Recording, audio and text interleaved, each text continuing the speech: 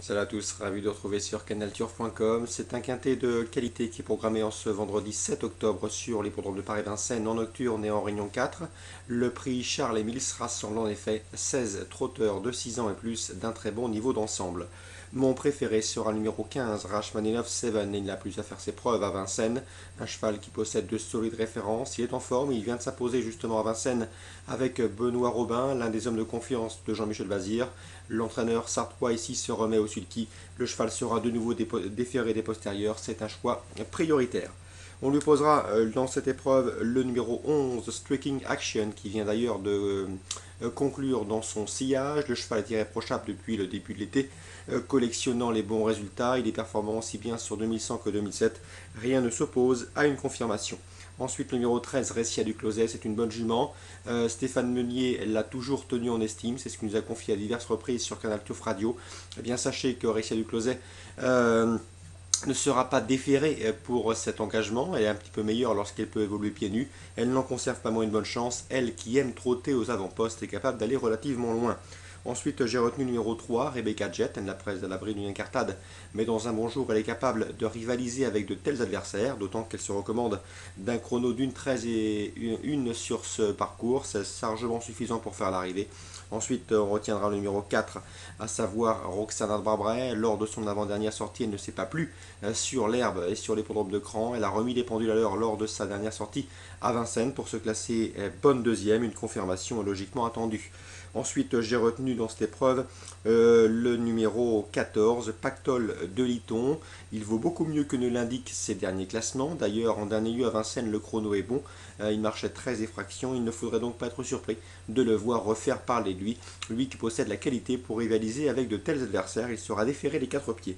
Ensuite, j'ai retenu le numéro 6 pour une place, Lorenz Zelrenko. Il me semble barré pour le succès, mais sa récente 3e place à Vincennes l'autorise à quelques espoirs. Sachez qu'il a des traits à faire valoir, notamment en Italie, où il est entraîné par Holger Ehlert. Et on terminera avec le numéro 12, c'est Paléo du Fruitier. Lui aussi semble barré pour les toutes premières places, mais c'est un bon finisseur.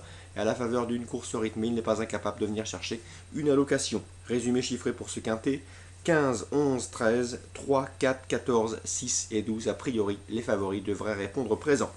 Concernant les informations recueillies auprès des professionnels, eh bien sachez qu'on va se diriger sur la réunion 2 à Lyon-Pareilly. Dans la première, Jean-Pierre Gauvin est confiant avec le 107 Robin du Nord. Le cheval en dernier lieu à Maison Lafitte dans un quintet avait un mauvais numéro dans les stalles de l'Épar, ce qui lui bute bien évidemment un bien meilleur classement. Il faut le racheter. C'est vrai qu'il court un peu rapproché, mais a priori l'engagement est idéal. L'opposition dans ses cordes, il devrait pouvoir lutter pour le succès. Son entraîneur m'a semblé confiant. C'est le 107 Robin du Nord. Dans la deuxième, j'ai pu m'entretenir avec Stéphane Evenot qui présente le 203 Reine de Douzaine. Il est confiant pour une place. Même constat pour le 205 Calypsus, âgé de 12 ans, présenté par Christophe Provost. Ces deux chevaux doivent pouvoir terminer et rentrer aux balances. Mais à mon avis, il sera difficile d'aller de chercher le 202 Sam Toto qui trouve là un engagement sur mesure. Nul doute que l'élève d'Arnaud Chaillet-Chaillet peut s'imposer dans ce lot. En tout cas, elle décevrait en ne jouant pas les premiers rôles. J'aime beaucoup également le 206 Apples Manon. C'est une jument régulière, toujours présentée à bon escient par Emmanuel Clayeux, un entraîneur en pleine forme.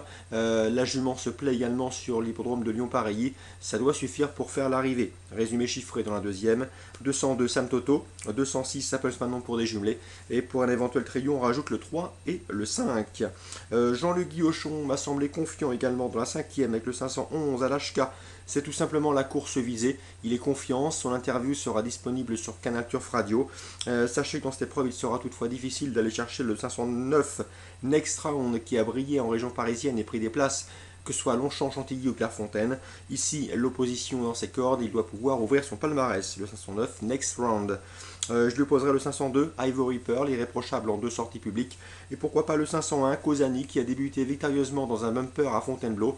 Il tentera de confirmer dans une catégorie supérieure. En résumé, dans la 5e, 509 Next Round pour la victoire, l'opposition pour les places.